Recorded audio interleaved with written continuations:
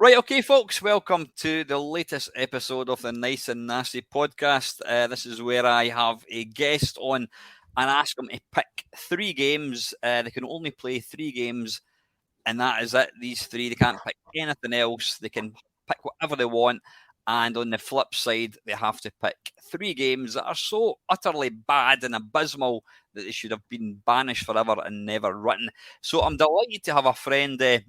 Mr Nick Sherman, aka Arlasoft. Good evening, Nick. Hello, thanks for having me. No, listen, it's great to have you on. I mean, I kind of feel it's weird when I meet, talk to guys like yourself. Kind of feel like we know each other because I mean, you've been watching my channel for a couple of years now, something like that. Yeah, I think 2 or 3 years. I think, yeah. Yeah, and obviously there's always a lot of interaction.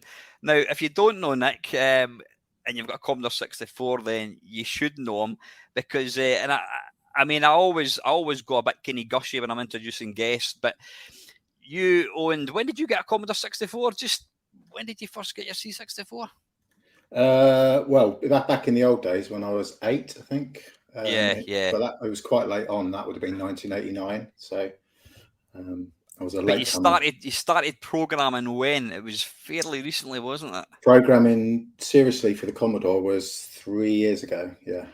And did you learn that from scratch? Well, I am a programmer anyway. It's my day job. That's been for Right. the last 5 or 6 years.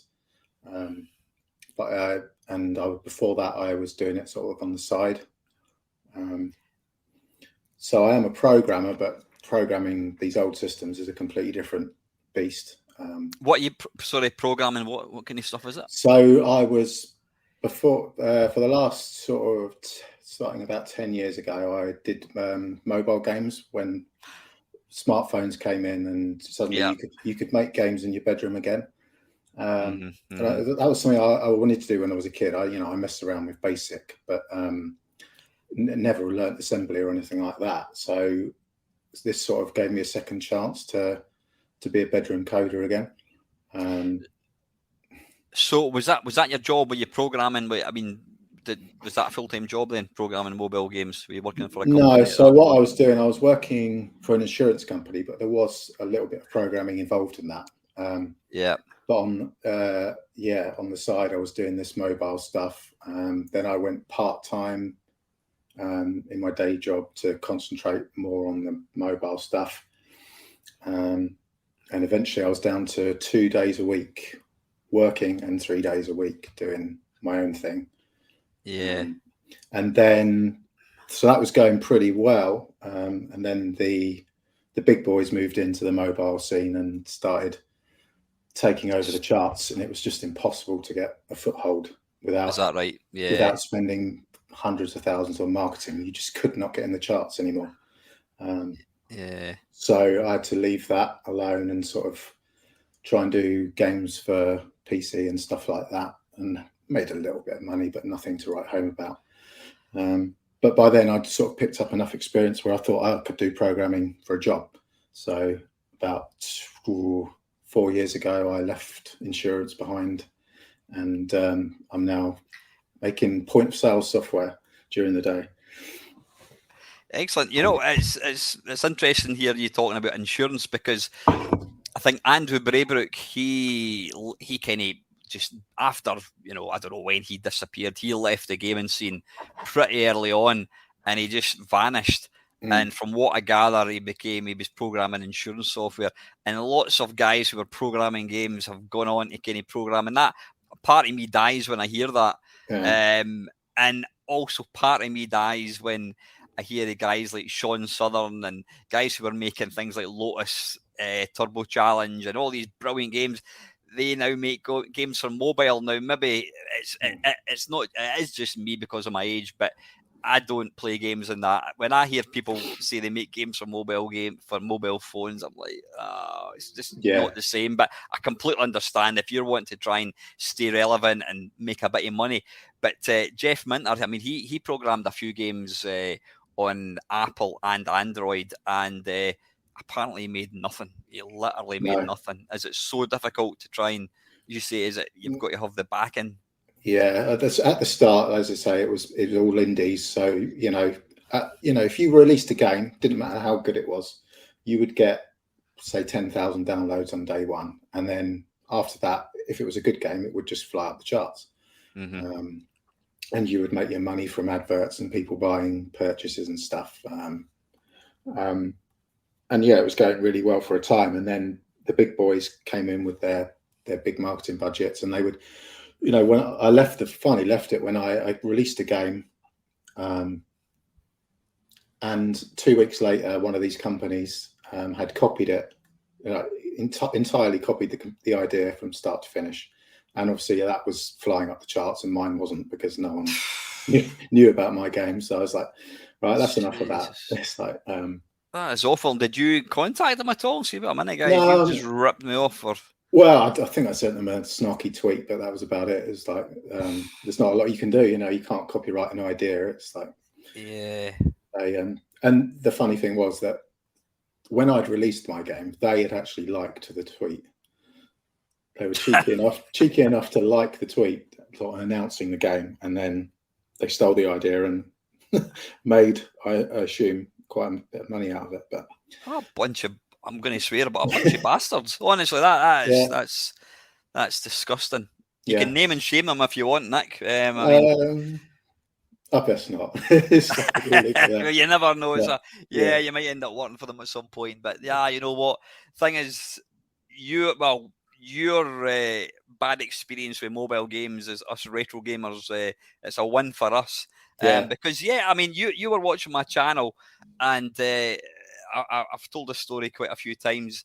I was aware, even though I love like classic systems and I talk about video games all the time, I don't know what's current. I mean, I don't like look at Reddit, or I don't go to any websites. So usually when I hear about things, it's through people on my channel comment, "Oh, you need to check this game out," whatever.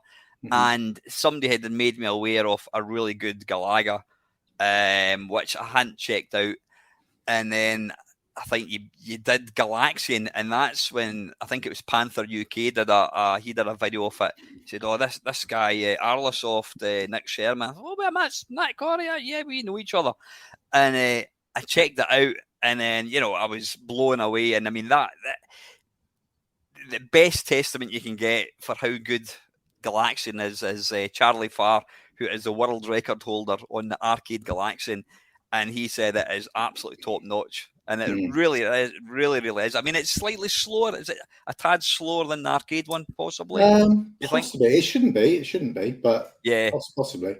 But it's just got the feel. It's my favourite arcade game, and you've absolutely nailed it. Then, of course, we were having a chat about. We were talking about Berserk, and people were going, "Oh yeah. Berserk Redux, the Commodore 64 is brilliant." I went, "Well, you know what? As a game, great, fantastic. As a Berserk clone, it's shite."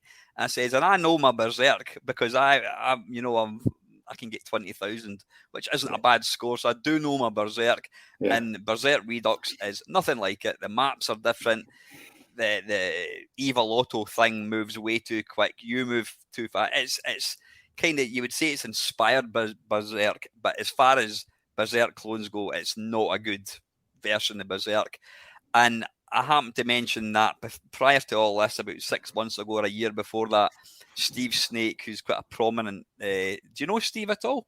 No, I don't. Steve Snake, obviously. But... Yeah, he's a prominent... I knew him. I met him on the sort of Yak forums back in sort of 2000. Steve's done a lot of commercial games. He's done things like NBA Jam for the SNES. He did Rodland for the Commodore 64. He also, his biggest game was Bomberman on the 360. Bomberman Live in the Xbox 360. He did that single-handedly, and a great programmer. And he knew that I liked Berserk, and he went, "Oh, I've got something to show you." And he sent me this snapshot of Horace. Horace Goes Skiing thing, Horace and the Robots. And my mind was literally blown. I mean, have you seen it? Have you seen Horace and the Robots? Yeah, I've played it. It's really good. Yeah, it's a fantastic clone. It really, really is.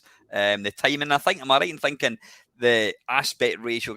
As you know, I'm completely non-technical. The aspect ratio of a Spectrum pretty much replicates the arcade game, so it kind of looked right. Is that pretty much true? Possibly. The Spectrum is 8 pixels, sort of not as high as the Commodore, but yeah, it's a really good version, excellent version. But and it's got the speech, and of course, I mean, we were all talking, and I think you said and in fact, no, I said if somebody could make a better version of 364, I'll eat my hat, which I've not done. And you only went away, and you came back 2 weeks later and went, look at this, and I'm like, holy shit. And you took it away for another couple of weeks, and you refined it, you put the speech in it, and it is fucking phenomenal. It absolutely is. I was playing it. I was playing it on my waffle last week. I gave it a kind of proper review, but and the ability that you've got to knock out a Commodore 64 game in like a matter of weeks is mind blowing. How can you do it so quick? I don't know. I think kids and family and a full-time job. It's ridiculous. I don't know. I think it's just practice. Every game is faster than the last one. Now, obviously, when you've programmed, I don't know, a joystick routine 25 times, and it just comes naturally. It sort of just flows now, and it's almost like I don't have to think. It's just comes out. With Berserk, it was like you were saying that the best version is the Spectrum version. It's like, oh, wow, we can't have that. It's like the Commodore is more than capable of doing a great version of Berserk. You proved that. We got there. I mean, if I was to just play your Berserk and say that it was the arcade, apart, I mean, obviously the speech is a bit gravelly. I mean, you've got it all in one load. It's never going to be, top notch. Yeah. But take away the speech, you could quite easily think you're playing the arcade. It is literally that good. Yeah, with the speech, I wanted it to play during gameplay like it does in the arcade, and that means that sort of every very, very regularly throughout the screen being drawn, you've got to say, right, let's play the next bit of this speech sample. Mm-hmm. At the same time, you're doing a sprite multiplexer to display all the enemies and the bullets and everything. So you just can't achieve the sound quality that you can say with the Ghostbusters sample, which just it plays, but there's nothing else there. Yeah. So if I'd done the samples, they just play when you change screens, and the whole game stops and it just plays a sample, it would have been as good as the arcade. But I really wanted it to be for them to chirp up while you're playing the game. Yeah. So I think it sounds a lot better on emulators, I've heard, than the real thing. Strangely. Yeah. And certain models of Commodore or SID chip, it sounds better than others. But certainly on Vice, it sounded good to me. It's absolutely phenomenal. Would you ever consider? I mean, you've got a number of games. You've done Galaga, you've done Galaxian, you've done. In fact, I think I did a video just dedicated to. Was it 10 games that you had done? You've done a lot, haven't you? I think it's 25 odd for the Commodore. Is it really? Yeah. Did you not start Robotron? I did, yeah. And that sort of just coincided with a time where I was just getting a bit burnt out, sort of knocked out, as I say, 25 games. And it started being a chore rather than something I was enjoying. So at that point, I just have to drop it and say, move on to something else. So Robotron, I'm happy. I've made the code available so anyone can finish it if they want to. It's about, I'd say, 75% done, but the thing with programming is the last 25% is the hardest bit. It's all the bug fixes, it's all the bug fixes and getting everything perfect, and and that's also the bit that's the least fun. It's like the fun bit is getting something up on the screen in the first place and going, wow, it's starting to look good. And then the horrible bit is polishing it. Some developers and designers love the polishing side of it, but I certainly don't. So, on Gallagher, there was many times where I nearly gave up because there was just a couple of bugs that just would not. Yeah. So who do you kind of use for bug fixing? Just yourself, or have you ever kind of outsourced it to anybody? In terms of actually fixing the bugs, it's me. Yeah, I had a few people who I would send test builds to, and they would find the bugs, and it's like, yeah. I think we did. There was a few guys in the kind of the community that did help you with Berserk. Yeah. But are you working on anything at the moment, or are you taking a break from it? I am taking a little break.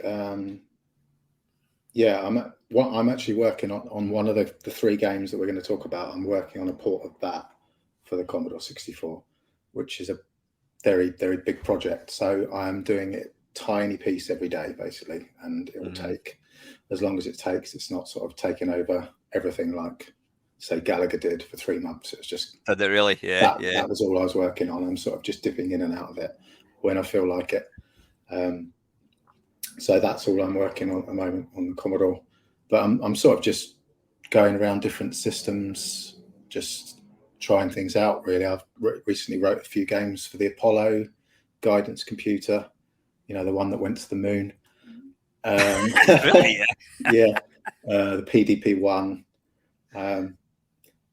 Yeah, it's just sort of, because the thing about making a game for the Commodore at first, it was just, well, can I even do this? And it's like, so the thrill of just seeing your screen as you planned it being displayed, and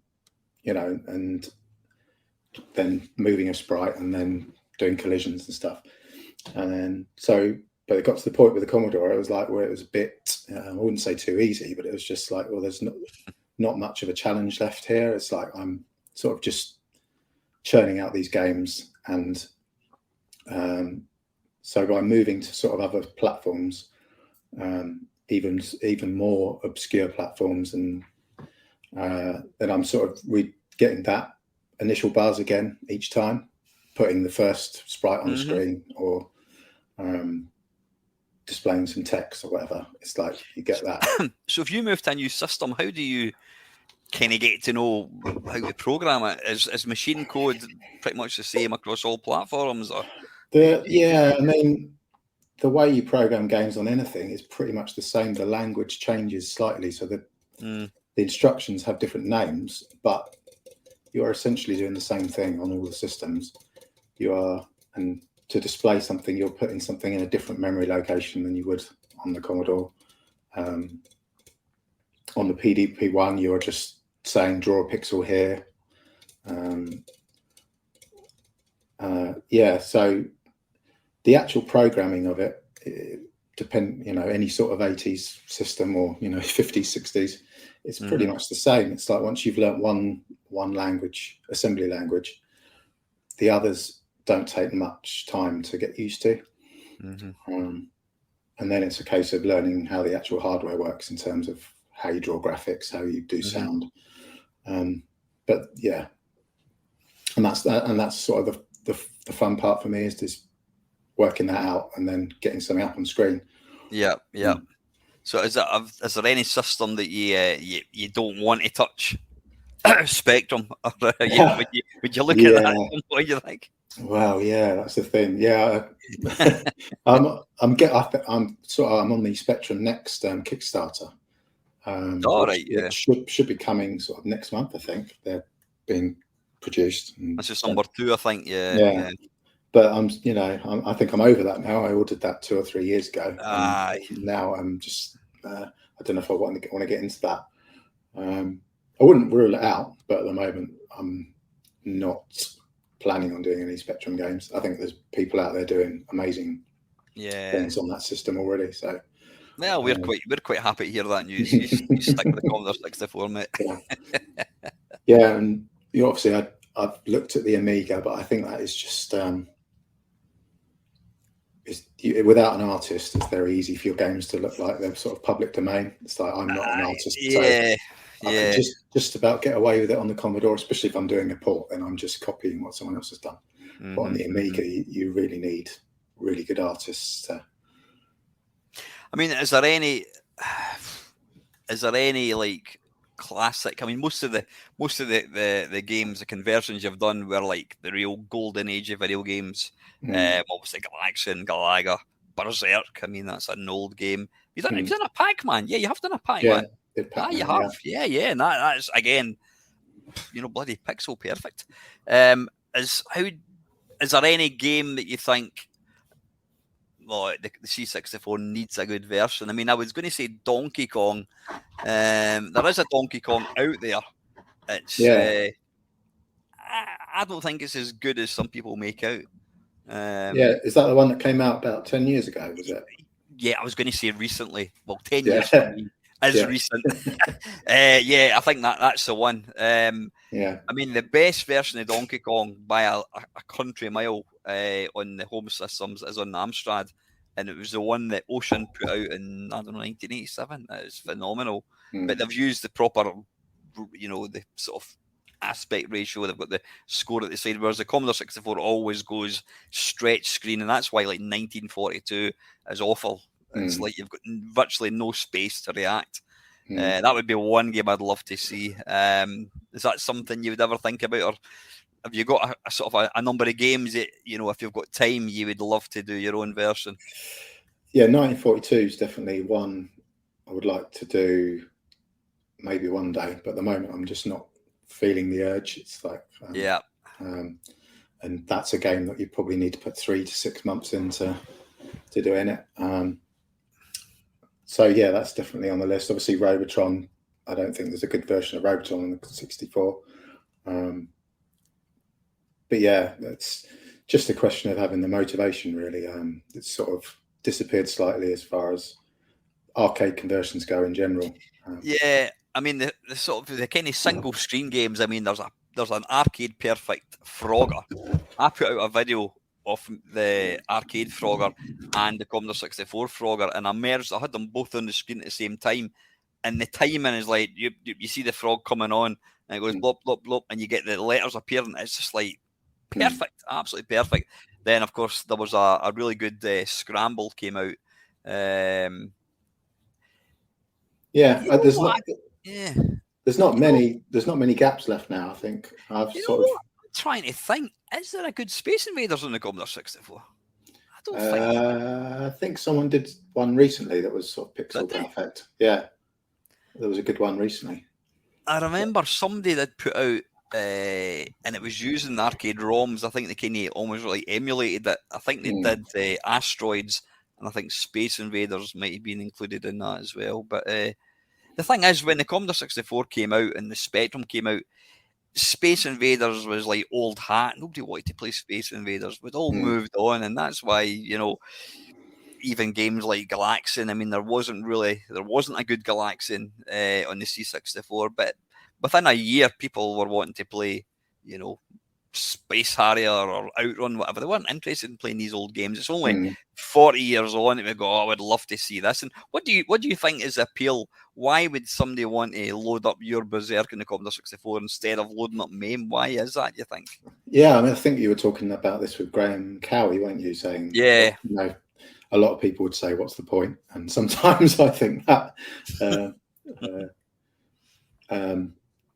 mean, to be honest, I would probably play the arcade version of Galaga over mine. I'm proud of my one, but I just think it is just seeing what the system's capable of. It's like, back in the day, we didn't have a good version of Galaga or some other games, and just showing that we could have.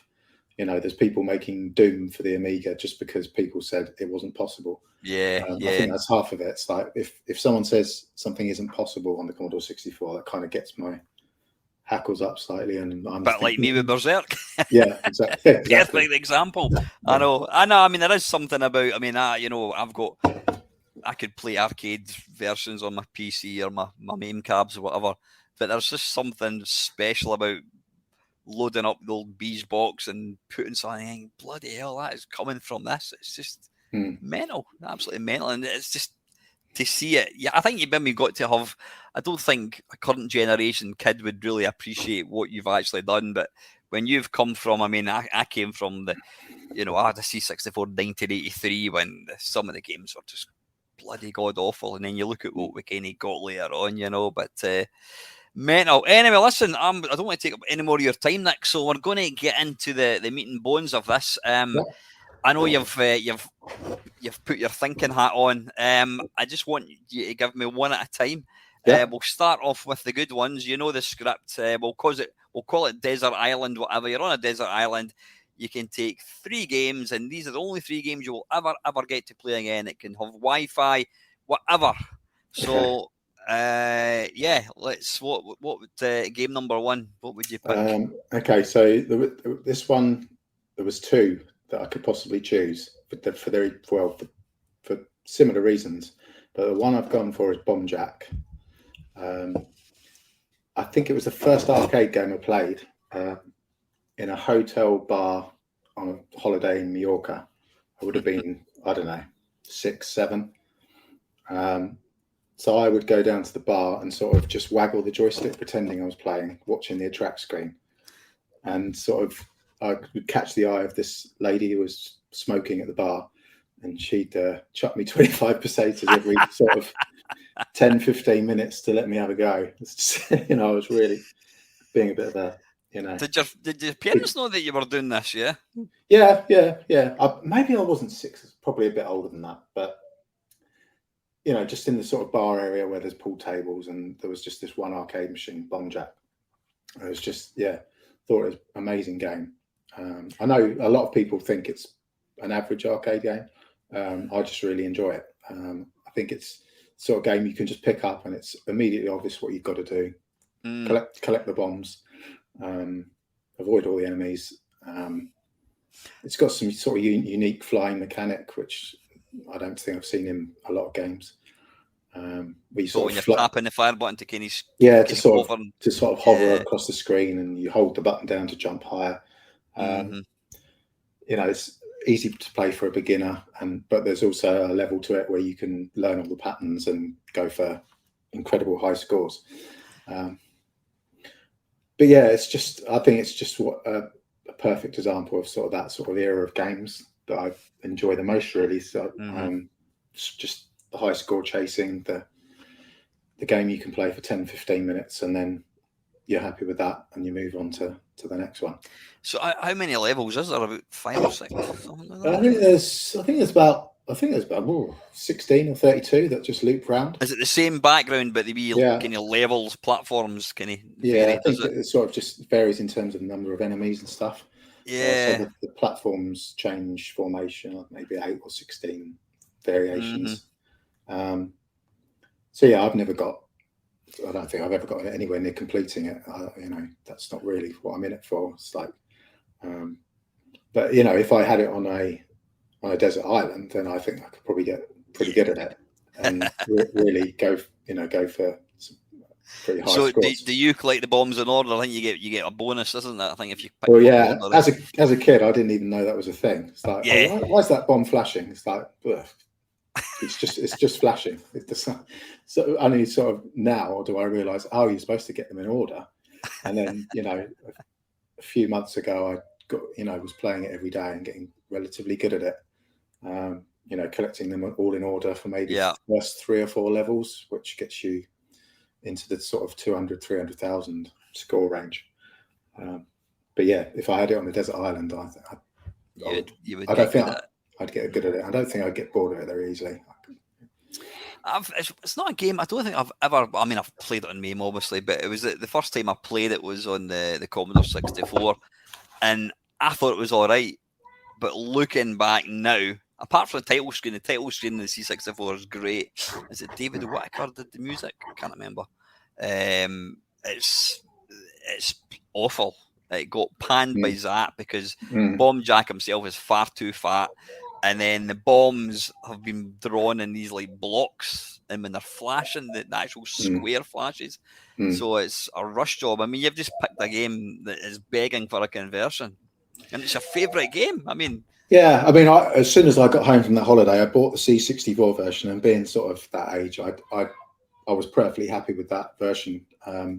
Really, it's fairly good. It's not terrible. It's not, looking back now, it's not a good conversion at all compared to like the Spectrum version. It's good. Yeah. Have you played Graham Cowie's on the Amiga? I haven't. No. Yeah. But I've seen it. Anyway, so Bomb Jack. I wasn't a massive fan of it. I did play the C64, but I've never really gotten into it like a lot of people. But would you say the reason for taking it to the island is because it's just, is it when you play it, do you think it's a genuinely a good game, or is it the nostalgia part of it, or is it a bit of both, do you think? Yeah, it's a bit of both, really. I mean, I've got a sort of main machine set up, and it's the game I go back to most, really. Yeah. Even with Gallagher and Pac-Man and all sorts on there. It's the game, if I've got 15 minutes spare, it's the game I go to. And as for the 64 version you mentioned, there's someone who's working on what looks like pretty much an arcade perfect version. Really? What's his name? It's Endurion. And his name is George Rottensteiner. Yeah. But it's been sort of on hiatus for about 4 years, I think. A bit like my version of Robotron, really. But the last I heard in sort of March, he's still going to finish it. So I don't know if you've seen it on YouTube. It's called Bomb Jack DX. I think, I'm sure I've heard a few people mention it. So, if that didn't exist, I would definitely want to do a version of Bomb Jack, but they're doing a great job as it is. So, no point in replicating something that's already there. Yeah. What do you I know we're kind of going from a tangent slightly. What do you make of like the new version? I'm saying new, it probably came out 10 years ago. Commando Arcade, and then Ghosts and Goblins. There was a group of guys kind of added the extra levels, they improved the graphics, took away the glitching and that kind of stuff. I mean, what do you make of these projects? They look really good. They're not really my sort of game, those two. I'm definitely a fan of the sort of 79 to 83 era, the early games. Ghosts and Goblins, and they're not. I sort of went away from arcades sort of in the mid 80s sort of era. But they're excellent versions. Yeah, I mean the original conversion of Commando is excellent, isn't it? It is, I think. Although again, I've if you play it without the music, it's a bit shit. Yeah. But then you can also play a shit version of Commando and put the Rob Hubbard tune in, and it just transforms it into a good version. True. Yeah, maybe some of it is the music. Yeah. Yeah, I liked it because it was quite easy. So. Yeah, but anyway, but absolutely brilliant. So that would satisfy your kind of just want a quick game. I mean, it's like a lot of the early games. It's almost like the perfect kind of classic arcade game. It's bright, it's vibrant, it's fun to play. It's got great music as well. I mean, music on it is fantastic. Yeah. So excellent first choice. Right, game number 2. Okay, I'm going to make a last-minute decision here between two games. I'm going to go for Gallagher. The one that misses out closely, more for nostalgia reasons, is PGA Tour Golf, which I used to play with my dad all the time. It's the only game he could play, really. So that misses out very.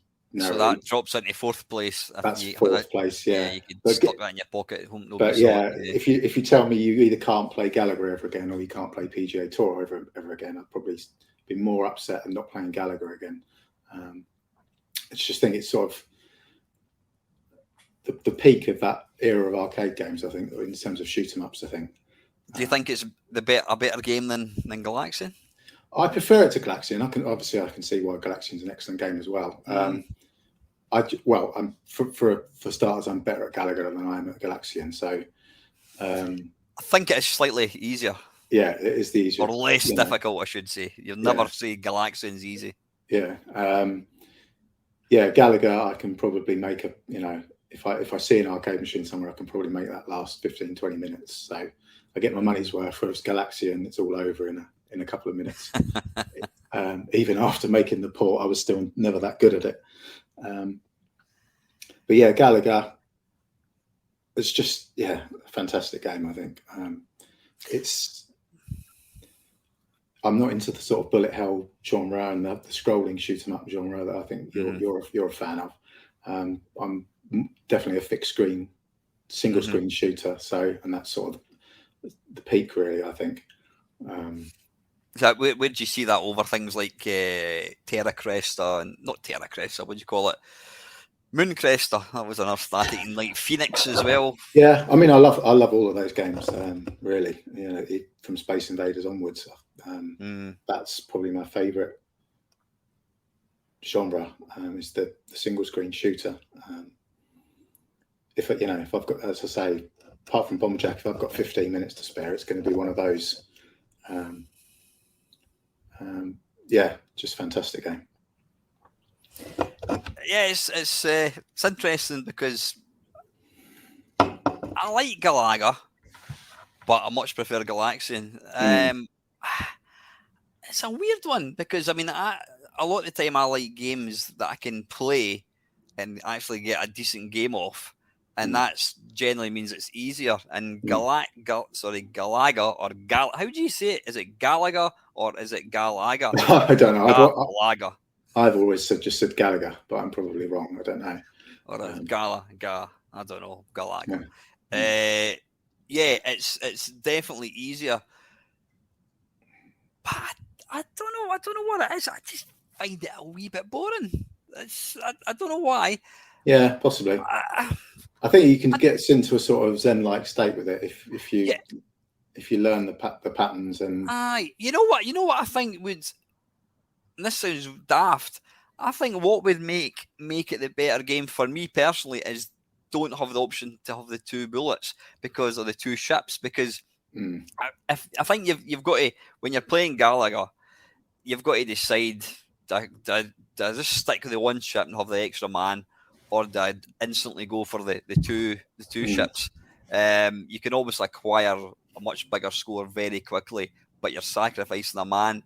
And so you've always got to decide at the start of the game, what do I do? I don't know I've never watched any, I've not watched Charlie Farr or any of these guys playing it. It'd be interesting to see. I would imagine they would go for the single man because you are effectively getting sort of an extra life. But then I suppose these guys are going to be so good that they're going to have lots of extra lives anyway, so they could probably afford to. Yeah, exactly. I think you get your first one at 30,000, is it? And then another one. Is it? Yeah. So you are a 1 or 2 man Gallagher? I'd definitely go for the twos. Yeah. Do you try and go for that pretty quick then? Yeah. I mean, I think about, because I think this is where I discovered MAME maybe 15, 20 years ago. I got Gallagher on my old PC. Couldn't believe it. I was playing games that I've only seen in the arcade, playing a perfect version on my 486 or whatever it was. Yeah. And I got pretty good at Gallagher at that point. Maybe I could get 200,000, which is not too bad. Nowadays, 60 or 70 is the most I can get. But again, that's a game I could, if I was on a desert island, I could get pretty good at, hopefully. I'm not in general a good gamer at all. I don't play that many games. I'm too busy making them. So you keep doing that. It's an interesting one. So I don't know. I mean, Galaxian was one of the first. Where I lived in Scotland, there was really no arcades. I mean, when I was growing up, it was only when I got to about about 18, and I started college, and I started getting on buses myself and got a car. That's when I was able to go to arcades, but arcades were few and far between. So, the only time I ever got to play an arcade machine was the odd time. Well, we used to go on holiday, but for whatever reason, my mum and dad, we used to go down to Essex, a place called Roydon. It was the furthest place possible from where we stayed in Edinburgh, or just outside Edinburgh. But my mum and dad hated Blackpool and Scarborough, so the only time I ever got to play an arcade would be if I think the campsite club had a machine, but I can't even remember any of the machines that I actually played. But the first time I went to America, man, I used to live in America, and the first time I went there in 1982, I remember walking through Heathrow, and there was this clutchy arcade machines. Oh, look. And I can remember seeing Galaxian and just thinking, it's utterly mesmerising. I still think it's one of the most sort of purest arcade games you can get. It's got the black background of space, the beautiful twinkling coloured stars, and then you've got this, like, you know, you could always tell you could always hear a Galaxian machine before you saw it.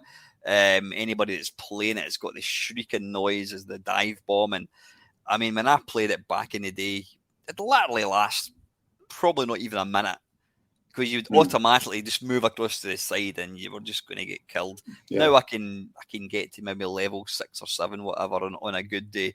So I'm actually better now than I was when I was like 10 years old. But I don't know what it is. Again, I think Galaxian is more, Galaga it takes a bit longer. You can play it. It takes a bit longer to start getting exciting, whereas Galaxian, it's just poof, you're right in and you're having to fight for your life. But so was that the reason that you decided, was Galaga that your kind of first arcade port that you did on the Commodore 64? Yeah, I think it was. Yeah. That was the reason I wanted to port that first. I just, I couldn't believe there wasn't even a bad version of Galaga. There was that sort of Petsky version, which I don't think even really counts. But there wasn't, with Galaxian, there's an official version that wasn't a perfect conversion. But yeah, it was up by Atari, I think it was. Yeah. I never even saw that back in the day. It was only in the last 10 years that I became aware of that. But with Galaga, there's literally nothing, and there's a conversion of Gaplus. Was that the second one or the third one? Gaplus was the third one. The only Galaga clone, and it was actually really good. It was a kind of an unusual looking one called Galaxy by Kingsoft. Oh yeah. And it uses, I don't know, does Commodore 64 have like a high res with like less colours? Well, you can either have high res characters or the sort of the chunky colours with characters with more colours. Yeah, but so yeah, as long as your sprite or your character is all one colour, it can be pretty high definition. Yeah. Because this thing, it was like black and white. It was almost like white. It almost looked like vector graphics. If you Google it or whatever, I think I've got a video of it somewhere.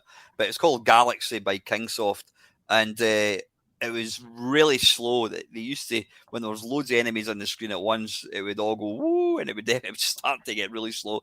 And again, it was quite easy to play. But that was actually quite a good version. But that's the only version of the Galaga that I can actually think of.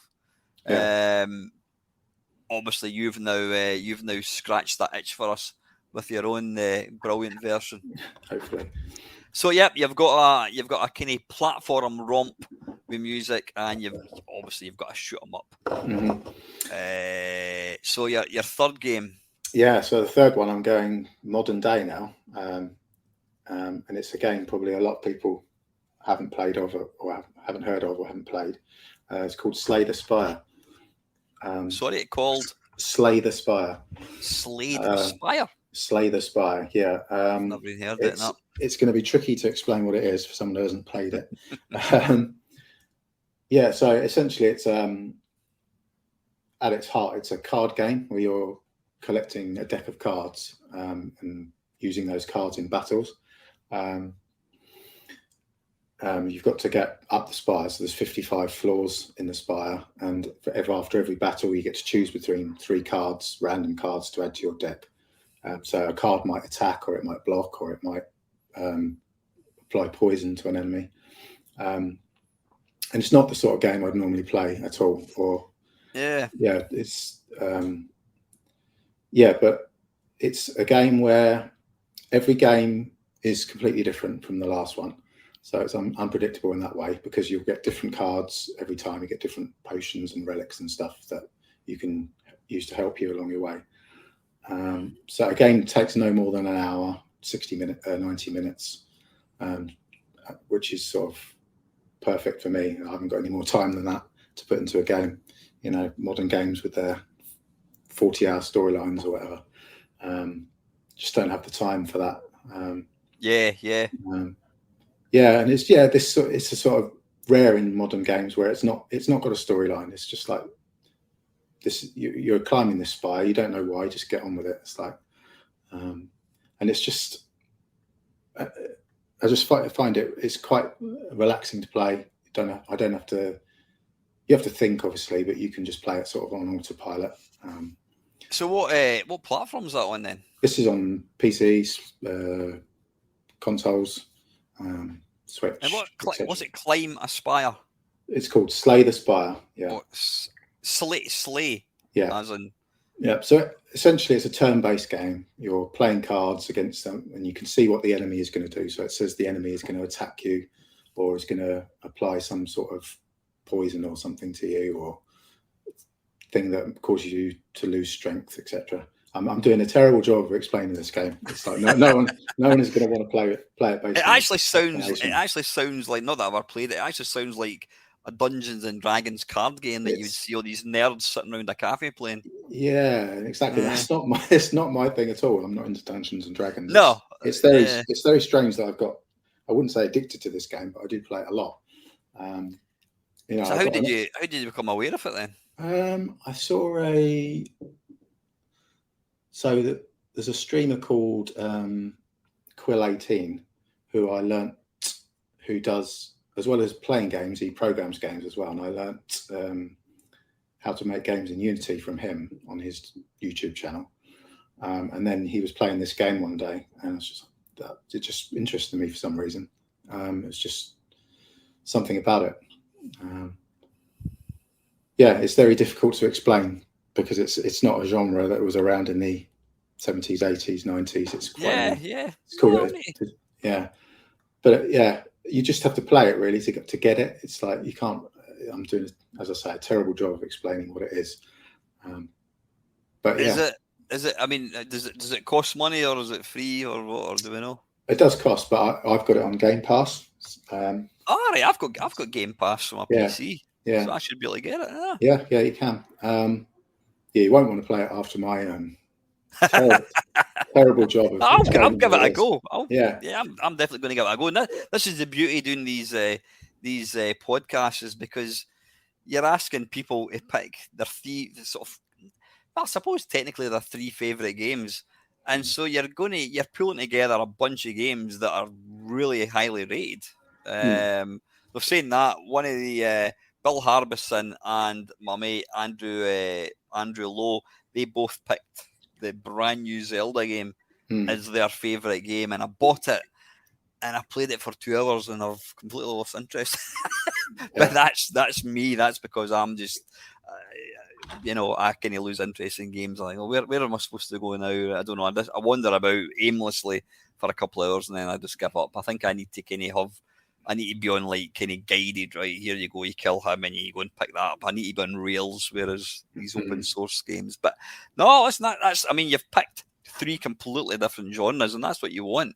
Depending on what kind of mood you're in when you get up in the morning after you've eaten your coconut for breakfast, you think, I fancy a quick blast of Galaga, and then I'll chill out and play a bit of that Spire game. Sorry, you've told me 3 times. I'm going to write it down actually because I'm going to check it.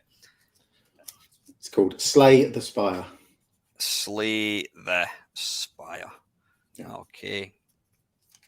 Brilliant, Ash. We'll go and check that out on Game Pass after that. So there you go. Brilliant. You got three good games, and then if you could get a fourth cheeky one, you would have picked PGA Golf, but you can't. We're not going to talk about that one because you can't have that. You've had your pick, right? My favourite part is 3 games that you hate, you don't like, you think are terrible games, or they just annoy you or whatever, and they should be confined to the bin. They should never have been made. I'm going to make a last-minute decision on this as well. So I'm going to start. And these aren't because they're bad games. I don't think I've ever played a game long enough to say that is absolutely terrible. If I didn't like it immediately, then I'm not going to play it again to to confirm that opinion, basically. So these are games that, for one reason or another, just I think the world would be a better place if they didn't exist. Not because they're bad, because of other factors. So the first one is Theme Park, the mobile phone version. So Theme Park is one of the games that was on my sort of maybe list for the top 3, because I played that on the Amiga just for hours and hours. And then, when I heard it was coming to mobile, I thought, oh, that's great. I can play it on the toilet. So, fantastic. And then, as with all these sort of mobile games by the big companies, it's all sort of pay to win. So you pay to buy the game in the first place, I think, or I think it eventually went free.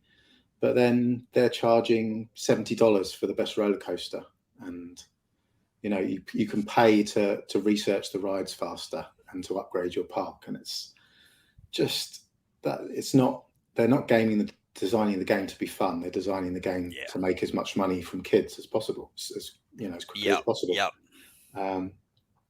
Theme Park is a almost perfect game as it is. Just put it on the phone. That's when Peter Molyneux was on fire. Just don't. Why you're taking things away that were in the original game and making them behind you've got to either play it for so long to earn all the coins or whatever you need to buy this roller coaster, or you have to pay $70 for what is a few kilobytes of data that's already there anyway. It's just not unlocked. I mean, I think that whole game mechanic is absolutely detest. Absolutely detest, and that's the reason. That's part of the reason that I don't play. I don't play games on my. I mean, the only games I've got on my mobile phone are Jeff Minter ported. He did about 4 or 5 games, which you can download from Arlasoft completely for free. They're great, like a grid runner. And there's a game where you've got to touch the screen and build a tower, but there's no ads. But every now and again, I'll be sitting there bored. I'll have a look. I've been looking for a tower defense game for Android, and you watch all these YouTube channels. I'll buy that, whatever it is. Or you can't buy it; you get it for free, and then, as you say, pay $17.99. Or if you want to buy 1,000 gems, it's only £99.99. You're like, seriously? Yeah, I know. No. By all means, make me pay $9.99 or make me pay £20 and give me everything. Don't give me a game for free and say, right, you want that? That's 20 quid. You want that? That's another 40 quid. I mean, it's ridiculous.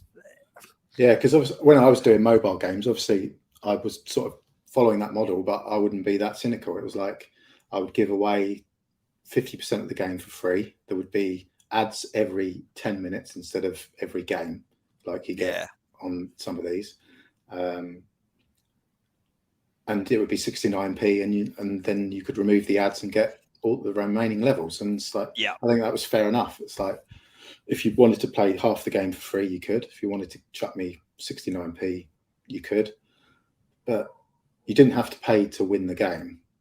You could enjoy it for free without being pestered by ads. I still made a little bit of money from the ads, but it wasn't to the point where you play a game now and just the ad comes up after every game, and it's, I don't want to play it again then, because I'm not going to sit through this ad. My mate Andy Lowe, he was kind of touching on like this whole kind of the way games have gone, and the whole point of like old school games, you earned your points, or you got into it, you got a key to get into a dungeon, and you got a treasure chest, and you unlocked a better sword. You had to earn these things, but now it's just, I don't know, everything's just going arse for elbow now, and the fact that you're having to pay if you want to. I mean, I don't play like FIFA, but I would imagine if you went online to play FIFA, whatever we're up to now, 24 or something, if you just played with the basic team, you're going to get annihilated online, because all these little kids have bought Lionel Messi, and that's only good football player I know. I don't really follow football, but you know what I mean, because you're not competing on a level playing ground, and it's just shite. Yeah, that's why I have no interest in modern games. I mean, don't get me wrong, I do like I still play my Xbox and play some. I'm still currently playing the Last of Us 2, which is just an absolutely phenomenal game. But at least you pay the £50, you get the game. Yeah, you run the bollocks trying to upgrade it. So would you say it's that particular the way we've gone with having to pay for content and pay for upgrades? Is it that you hate rather than Theme Park? Because obviously Theme Park on the Amiga was possibly going to be one of your favourite games. Is it just it's just the cynical cynical business model. It's is trying to get money out of people that probably can't afford it. Yeah, whether it be kids or adults, it's just manipulation, isn't it? It's a form of gambling when you think about it, isn't it? Yeah. You buy. I don't play Candy Crush, but you go if you did load up one of these games and then you go to the store and it'll say 10,000 gems, £90. Are you seriously going to go? You imagine your wife. What did you spend last? I bought 1,000 gems for £90. Are you off your head? I mean, you hear of kids getting their FIFA account stolen because they've maybe spent £500. Yeah, it's amazing. Yeah, nuts. Anyway, that's so. Well, can we put all these games into the? Yeah, I just picked that as an example because it's a game I loved, and it's just been sort of tainted by EA putting this abomination on the App Store. Was it EA? Was it EA that actually did this? Yeah, was it? I think so. Yeah. Yeah. Oh well. Yeah. There we go. Yeah. Good riddance to it.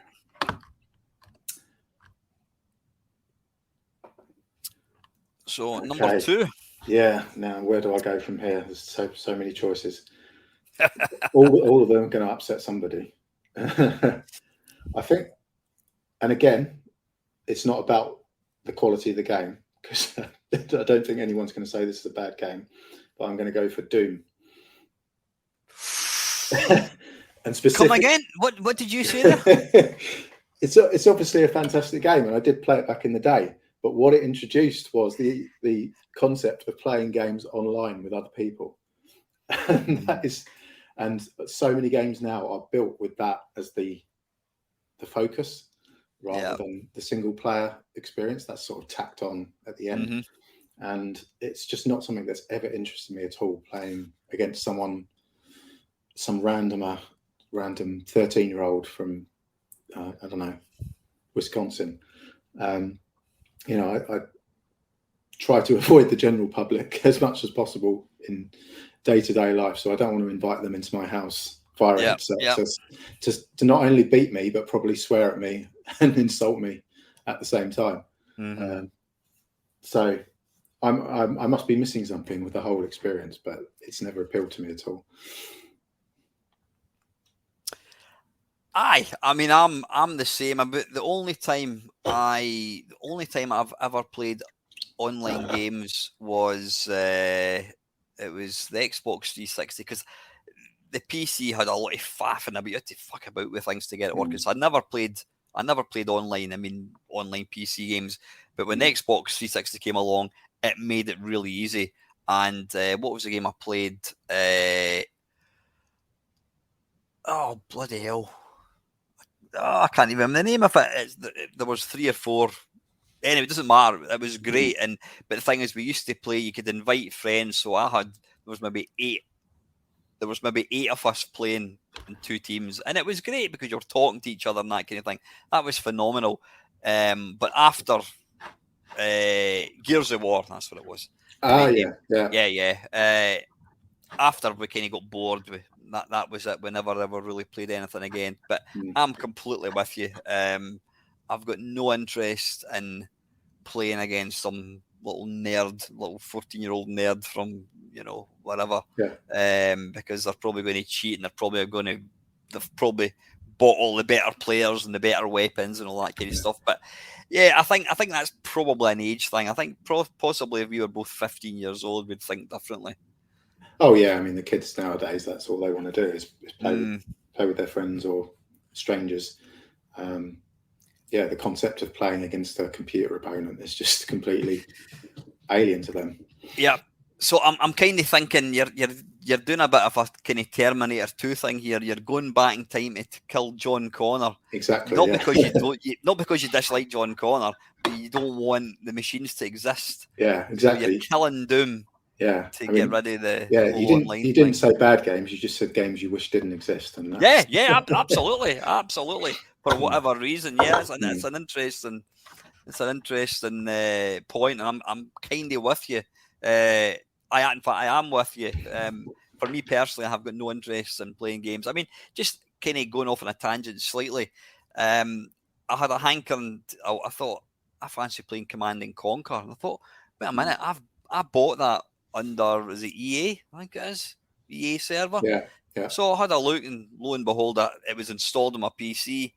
So clicked in it, play, contacting. Oh, there's an error with the server. Please try again later. Yeah. And I'm like, well, what the fuck, So I rebooted the computer, try again, loading, error with the set. Please try. It's my fucking game. I've bought the game. I can't play it because you've decided that you need an internet connection to let me play the game that's installed underneath there, but I need an internet connection to play it, and because it's not working, I can't play my game.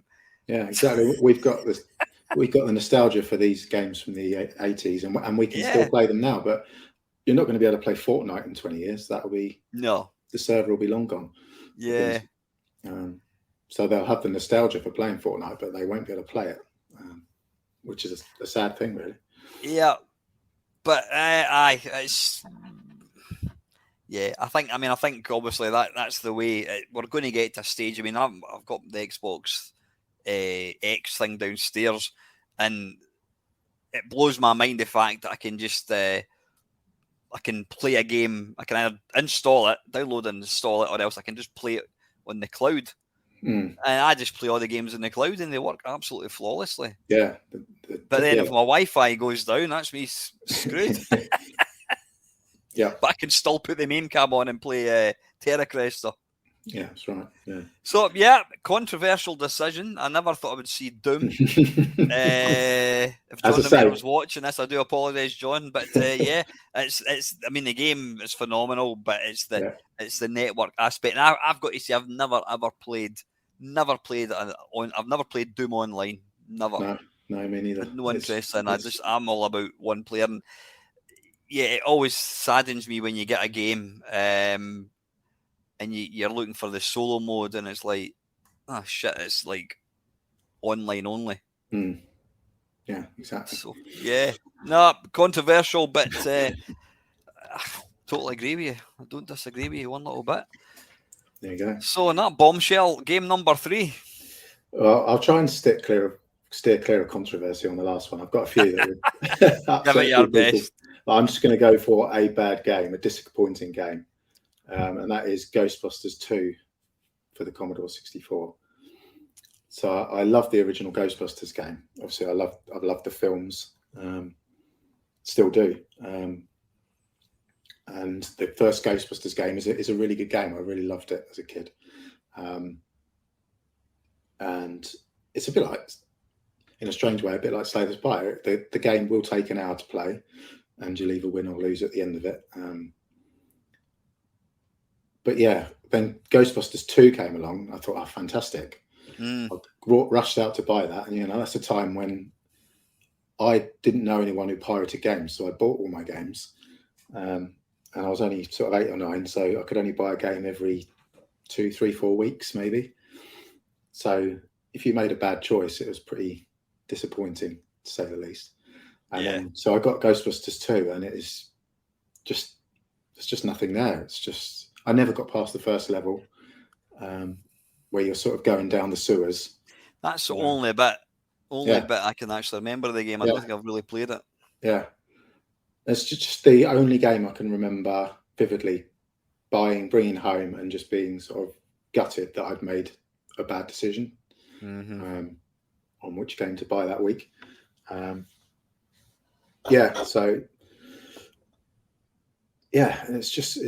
I don't. Maybe the second level is amazing. I think I've watched some videos of it, but I never. What is the second level then? I can't remember it, but I think all the levels are completely different gameplay. But the first level is so difficult and not something you want to play twice, basically. So I never found out what level 2 was like. So I was never. If I was to ever be interviewed by myself for this, I would maybe pick. Well, I probably wouldn't. There's other games I could think of, but I would maybe pick the whole ocean film tie-in thing because it was always this little wee. It was just wee mini games, and there was certain scenes, and I had no. Maybe because I'm not really into films, I had no interest. Your Untouchables, your RoboCops, all that kind of stuff. Didn't have any interest in these things. But yeah, I think the only version of Ghostbusters 2 I ever actually played, I think, might have been an Atari ST. And as you say, you're going down and it's moving left and right. You're going down into some kind of shaft thing, and that's about as far as I got. Yeah, I mean, this is a bit shit. And, I mean, the original game. I mean, looking back at the original game now, yeah, it's very simplistic. It's very, very, very basic. Yeah. But as a complete package, it's a bit like Beachhead. If you break it up into the individual bits, they're all shit. But collectively, it's a great game. Yeah. And Ghostbusters, I have played it recently, and it's not how I remember it. I'll put it that way. But yeah, as an 8-year-old or 9-year-old, it was certainly kept my attention for a few hours. The fact that I had the speech as well, it was perfect timing. It came out just after the film. So so it's in there because it was too difficult, and you never actually you couldn't really get to a point. You couldn't get past it, and it's just I just remember the disappointment of this. This is a bad game. I would load it up quite a few times, and maybe once a month, and think, I must be missing something. And I don't think I was. It's just a bad game. It's funny. I mean, I always think, trying to hone the difficulty level of 8-bit games must be incredibly difficult. I mean, you take something like Manic Miner. In theory, if it was easy, you could complete it in 10 minutes. But you've got to be perfect in every single platform and all that. And you would feel completely cheated if you completed the game really, really fast. And so that's why they made them difficult. And I suppose, they've probably spent a long time doing the graphics on this particular Ghostbusters 2 game, and they don't want users to complete it instantly, because then you'll say, I completed it really fast, I want my money back. But I suppose it is a difficult one. It's a difficult one trying to kind of just get the difficulty right. So how many levels did it actually have? Or you would never actually know? I think it had 4. I think. Yeah. Have you ever gone back and used a cracked version? And no, I've watched some videos on the internet of people, managing to complete it somehow. And I think there's some sort of trick to completing the first level that I just completely missed. I suppose it's fairly obvious now, but at least with something like you mentioned, Manic Miner, at least you can see why you died. You can see what you did wrong. Oh yeah. Every time you died, it was your fault. Yeah. And it was really hard, but it was definitely satisfying to get through 3 or 4 levels on that. But then you compare that with the word that the game we must not mention begins with this China Miner. Well, you can talk about that all night. Okay. I thought you were talking about a certain Islands game. But no, Mr. Andrew Braybrook. But China Miner is just unfair. It's just the controls are impossible. I mean, you're fairly good at it, aren't you? But that's literally taken a couple of years to kind of get to that point. It's just about knowing exactly, because logic doesn't actually apply to it, because you think, well, if I jump there, but then if you jump at that bit and I should avoid the jagged spike, you die. So right, okay, you need to actually jump before that. And the spike detection is all over the place, but I actually like it now. It's a game that I had tested, but I actually quite enjoy it now. So anyway, a good third choice. I mean, I get criticised quite a lot. People also, it's a bad game. Oh, it's not. It's got great. I says, look, a game can look incredible. Like, take Uridium. I'm not saying Uridium is a bad game, It looks phenomenal, probably technically, and interesting to see what you think of it. Technically, it's probably one of the, if not the most impressive Commodore 64 games when you see what he's done. And the smoothness is at 60 frames a second and whatever. But it's just bollock hard. You need to have, it's all about memory. And to me, it's not a good game. But, the sound's fantastic. The graphics are incredible. The scrolling's brilliant. A game's got to be playable. And if it's too difficult or it's impossible, it's not a good game. Yeah, I think, with Ghostbusters 2, that's definitely the case, yeah. Uridium, I never really got into it, but I can see why people love it. But it's all about memory. It's just about. But then I suppose a lot of shoot-em-ups, R-Type, Delta, loads and loads of shoot-em-ups, Nemesis, Gradius, all these games, it's all memory. It's knowing exactly where to go, But anyway, listen, Nick, on that bombshell, that is it. Thank you very, very much for your choice. Now, just before I let you go, I did mention, I think I mentioned in the Friday Waffle, we did a 12-hour live stream about 4 or 5 years ago, quite a long time ago. It was great fun, and we raised the princely sum of £1,000, which went to 3 charities, which was great. And a lot of people have been saying, "Oh, you need to do another live stream. You need to do another 12-hour live stream." So I am planning to do one again. I don't know when it's going to be. It might be this year. We'll have a chat in Discord. But you, sir, very kindly, stupidly, Nick has said that he would be willing to try and code a game throughout the duration of the stream, which would be phenomenal. I mean, I don't know how it would be great if we could maybe get you in maybe every couple of hours and you can let us see where we are. Well, firstly, we need to come up with a game that you're going to program and that's going to be doable in 12 hours. What I was thinking as well is if we could factor this in, if you had a high score table, people could pay, I don't know, £10 to the charity to get their name in the high score table, something like that. It's because I think you said yourself that the game would be available for free, or we could even make it. It's entirely up to yourself. You can maybe charge £1 and it all goes to charity, whatever. But yeah, that'd be absolutely phenomenal. So have you thought about what kind of game? I know you were talking about it in Discord. Yeah, just looking at sort of early 80s arcade games are sort of the right sort of thing you can do in that sort of time. But even then, when you start thinking about it, it's not quite as easy as that. Like a couple I was thinking were Sheriff, the Nintendo game. Oh yeah. But looking at that, it's a very tall game. It's on a vertical monitor. So I'd have to do what I did with Gallagher, which is putting sprites in the borders. So that becomes maybe not a 12-hour job. And similarly, I think was it Ponder brought up Turtles or Turpin, it's called. And again, I think the playing field is it's bigger than the Commodore screen. So but that's that sort of area I'm looking at. We'll get something. But stay tuned, folks.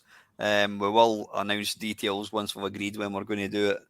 And I, for one, look forward to seeing that, and I also look forward to your next creation, because guys like yourself and like Graham Cowie and Amiga, you put out these games and they're just phenomenal, and you're doing it all for.